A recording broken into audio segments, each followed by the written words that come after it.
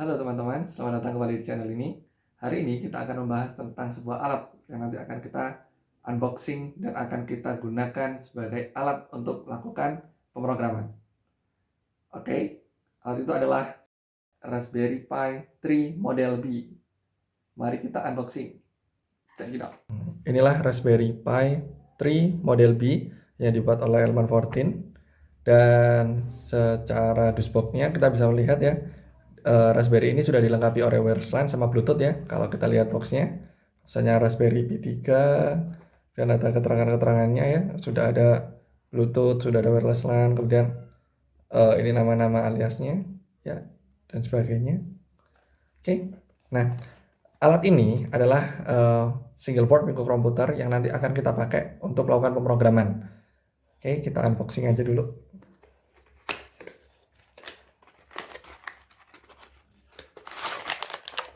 Nah, oke, di dalam boxnya kita dapat boardnya, kemudian sama buku manualnya ya, buku manualnya tertulis dalam berbagai bahasa. Oke lah, oke, tapi kita nggak bahas yang ini, kita akan bahas boardnya aja. Nah, boardnya kurang lebih seperti ini teman-teman ya, plastiknya. Nah, boardnya hanya seukuran telapak tangan ya, kalau kita lihat ya. Oke, board ini adalah Raspberry Pi versi 3 ya, udah generasi ketiga. Nah, dia di sini kurang lebih kalau sekarang ya harganya sekitar 500 ribuan karena sudah ada versi yang paling baru yaitu Pi 3 Plus dan Pi 4 ya. Jadi udah ada Raspberry Pi 3 Plus sama yang Raspberry Pi 4. Nah, tapi saat ini kita pakai yang ini aja udah cukup powerful karena kurang lebih sebenarnya dalamannya sama, cuma beda spesifikasinya aja kalau yang paling baru ya. Oke, di sini karena namanya single board microkomputer ya, artinya sama kayak komputer biasanya, cuma dibuat satu papan ya. Jadi di sini kita udah punya ini HDMI out, kemudian ini untuk audio out juga 3,5 inci. Kemudian ada USB, port USB-nya ada 4. Kemudian ada ini ya, Ethernet adapter atau LAN yang bisa kita pakai. Kemudian untuk port yang lain ya, di sini ada kamera port. Ini adalah jack ya, atau port nanti untuk modul kamera kalau memang kita ada kamera ya. Kamera khusus Raspberry Pi namanya ada. Kemudian yang ini adalah modul display atau LCD ya. Kalau teman-teman nanti punya modul LCD atau display khusus Raspberry Pi bisa dipasang di sini. Oke, nah kemudian untuk power Raspberry Pi versi 3 ini itu dinyalakan dengan sistem 5 volt ya. Jadi bisa dicolokin ke port micro USB ini. Jadi ada adapternya kalau Raspberry Pi ini yang dijual terpisah tentu saja. Nah, tapi bisa juga digantikan oleh adapter atau charger dari handphonenya teman-teman ya. Karena adapter atau handphonenya teman-teman itu sudah sesuai untuk dapat menyalakan Raspberry Pi ini ya. Jadi yang colokannya micro USB bisa langsung dicolokin ke sini dan bisa nyala ini Raspberry Pi-nya. Ya, oke. Nah, kemudian ada satu bagian yang paling penting di sini. Nah, ini yang ada pin-pin panjang ini ya. Kayak gigi-gigi ini. Nah, ini sebenarnya adalah pin utama yang nanti akan dipakai untuk pemrograman ya.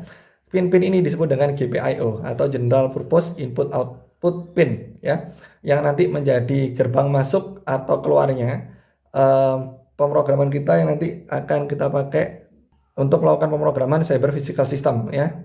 Jadi kita bisa berinteraksi dengan dunia nyata atau dunia luar dengan menggunakan pin-pin ini. Nah, seperti itu. Untuk GPIO sendiri ada sistem penomorannya ya. Ada pin nomor 1 sampai 40 di sini. Nah, cara membacanya adalah ketika Raspberry Pi ini kita berdirikan seperti ini secara vertikal, maka GPIO pin ini juga akan berdiri secara vertikal. Nah, yang ada di pojok kiri atas di sini ya, pojok kiri atas yang di sini. Nah, ini adalah pin nomor 1. Sebelahnya adalah pin nomor 2. Maka dapat kita anggap yang pin sebelah kiri, yang baris sebelah kiri ini ya, yang banjar sebelah kiri, ini adalah pin ganjil. Yang sisi kanan, yang mepet sama pojok, ini adalah pin genap. Maka pin nomor 1 ada di kiri atas, di sini. Nah, ini. Yang pin nomor 40 ada di pojok kanan bawah. Semua pin ini itu memiliki fungsi masing-masing. Ada beberapa yang akan bisa digunakan untuk GPIO ya. Dari 40 pin yang kita bahas di sini, ada pin-pin khusus yang dipakai untuk power, untuk ground, atau untuk kepentingan lain. Ada beberapa pin yang dipakai untuk input-output dan yang lain sebagainya. Nah, nanti untuk penomorannya dapat dilihat di sisi kanan. Ya, penomoran ini adalah penomoran yang fix yang sudah ditentukan oleh Raspberry Pi-nya. Ya. Namun untuk kepentingan tertentu, ada beberapa library pemrograman yang akan merubah sistem penomoran ini ya sesuai dengan library-nya masing-masing. Maka dari itu tolong nanti diperhatikan ketika dalam pemrograman sistem wiring-nya atau sistem penomoran pin-nya itu menggunakan sistem yang mana ya, seperti itu. Ada satu bagian lagi yang perlu kita pahami pada papan Raspberry Pi ini. Ada dua LED indikator yang kita gunakan sebagai indikator nanti kita melihat proses dari sistem. Ada dua LED di situ. Ada di pojok kiri atas ini ya.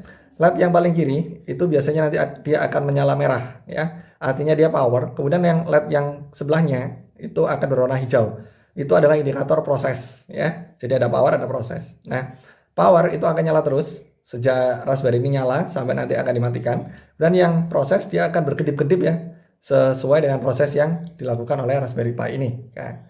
Kemudian jika kita balik, maka di belakangnya ada satu slot untuk dipasang micro SD card. Nah, disinilah nanti semua penyimpanan, sistem operasi, file dan sebagainya disimpan ya. Oke, kita pakai micro SD card seperti yang kita pakai untuk melakukan penyimpanan di handphone kita. Seperti biasa ya, micro SD card yang seperti biasanya saja. Ya, untuk kesempatan ini saya menggunakan yang ukuran 16 GB ya. Saya pasang aja nanti di sana. Ya, seperti ini kira-kira papan Raspberry Pi versi 3B yang nanti akan kita pakai untuk melakukan pemrograman. Jadi kita pakai microSD dan tadi saya sempat bilang bahwa ada adapternya ya. Sebenarnya adapter dari Raspberry Pi 3 ini bisa dibeli secara terpisah oleh teman-teman ya. Cek aja e-commerce terdekat gitu ya. Pasti akan ada. Tapi sebenarnya ini colokannya itu sebenarnya 5 volt ya. Jadi colokannya dia pakai micro USB sebenarnya, nggak terlalu bagaimana. Jadi andaikan teman-teman nggak punya adapter ini pun, teman-teman bisa ganti dengan menggunakan charger dari handphonenya teman-teman yang micro USB juga. Itu udah cukup untuk menyalakan Raspberry Pi ini. Kemudian yang akan saya perkenalkan teman-teman adalah satu papan lagi. Ini disebut dengan breadboard atau project board. Disinilah kita akan melakukan simulasi komponen-komponen elektronik yang akan kita pasang untuk berhubungan dengan Raspberry Pi tersebut. Jadi misalnya kita nanti masang LED, masang resistor, masang induktor dan sebagainya yang kita pakai untuk merangkai sistem ya. Nanti di sini. Kelebihan dari papan ini adalah dengan menggunakan papan ini kita tinggal colok-colokin aja, nggak perlu melakukan solder-menyolder gitu ya. Jadi memang papan ini digunakan untuk melakukan prototyping dari peralatan elektronik yang akan kita rangkai nanti ya, karena pada dasarnya memang kita melakukan nanti prototyping sistem sebelum sistem itu dijadikan sistem yang sebenar-benarnya. Oke. Kemudian ada satu bagian yang paling utama lagi dari pemrograman kita adalah kabel ya. Nanti dari Raspberry Pi ke project board tersebut akan kita gunakan kabel-kabel tertentu. Nah, kabel di pemrograman kita ada 3 jenis ya. Jadi kabelnya, kabel jumpernya kecil-kecil kayak gini. Ini juga bisa dibeli di e-commerce atau toko rangkaian elektronik yang ada Raspberry Pi atau Arduino-nya. Nah, ada 3 jenis ya. Ada 3 jenis kabel di sini. Jadi ada yang colokannya lancip kayak gini ya. Yang ada colokannya kayak gini. Sama yang nggak ada colokannya. Nah, kayak gini. Jadi yang ada colokannya. Nah, kemudian dalam ada 3 jenis ya. Jadi ada yang colok, ada yang lancip, sama lancip lagi ya. Nah, kayak gini. Ini disebut dengan male to male cable ya. Jadi kabel cowok ke cowok ya. Oke. Nah, kemudian kabel yang ini karena tidak ada lancip-lancipnya, maka kabel ini disebut dengan female to female ya. Jadi kalau yang ada lancipnya kayak yang putih ini itu cowok, kalau yang nggak ada itu yang cewek. Kayak gitu ya. Nah, kemudian ada yang satu kabel lagi. Lah yang ini namanya adalah female to male ya, atau male to female gitu ya, sama aja.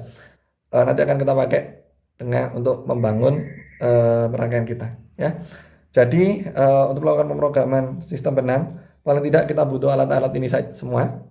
Raspberry Pi-nya, ya, micro SD card-nya untuk menyimpan data, adapternya untuk nyalain Raspberry-nya, breadboard atau project board untuk menaruh rangkaian elektronik di sini, dan kabel-kabelnya tentu saja. Ya, kabelnya ada 3, ada yang male to male, ada yang male to female, ada yang female to female. Ya, yang ini female to female. Oke. Nah, ini adalah alat dasar yang kita pakai untuk melakukan pemrograman sistem B6. Tentu saja nanti rangkaian ini harus tetap diprogram melalui bahasa pemrograman yang nanti akan kita coding di dalam komputer. Kemudian, selain papan ini, Raspberry Pi biasanya disertai dengan case, ya. Tapi case ini juga harus dibeli secara terpisah gitu ya. Jadi kita akan memakan case ke papan Raspberry ini agar lebih aman, karena ketika hanya digunakan papannya kayak gini kan kayak riskan banget gitu ya, kalau kena air kan bahaya juga. Nah, maka biasanya ada juga ya case yang dapat dibeli secara terpisah juga, bentuknya seperti ini. Case ini semacam DIY gitu ya, jadi dipasang-pasang. Jadi warnanya merah putih sih, jadi ada gambarnya Raspberry-nya, logonya Raspberry Pi di sini. Nah, biasanya ketika kita udah melakukan pemrograman gitu ya untuk mengamankan papan Raspberry Pi ini, itu kita akan menggunakan case seperti ini atau bentuk case yang lain ya.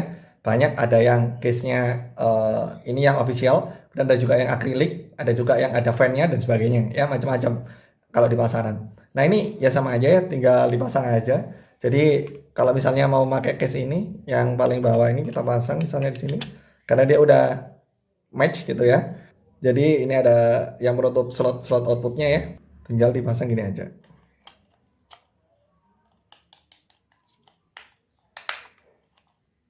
Oke, dan satu sisinya tutup aja untuk menutup GPIO-nya.